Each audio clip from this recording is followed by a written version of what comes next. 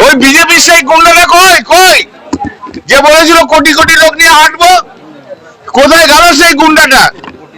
বেটা নন্দীগ্রামের গুন্ডা, গুন্ডামি করলেই কেলানি খাবি। ওই বিজেপির সেই গুন্ডাটা কই কই যে বলেছিল কোটি কোটি লোক নিয়ে হাঁটবো, কোথায় গেল সেই গুন্ডাটা? বেটা নন্দীগ্রামের গুন্ডা, গুন্ডামি করলেই কেলানি খাবি।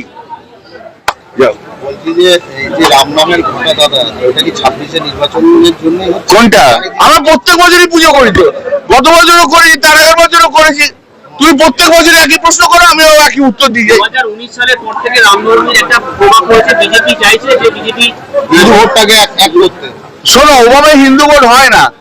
যারা যে মানুষ, যে হিন্দু সমস্ত ধর্মের মানুষকে ভালোবাসে, তারাই হচ্ছে আসলি হিন্দু।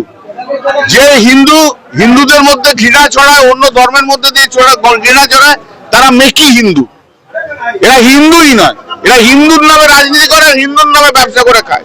কিন্তু আসলে হিন্দু কখনো কখনো ভাগাভাগি করে না। আপনি বলেন গুন্ডামি করলে মানে কি নির্বাচনে গুন্ডামি নাকি সাধারণ? ও যখনই গুন্ডামি করে তখনই ও বেশি মস্তান হয়ে গেছে, ওকে গুন্ডামি করতে দেবো না।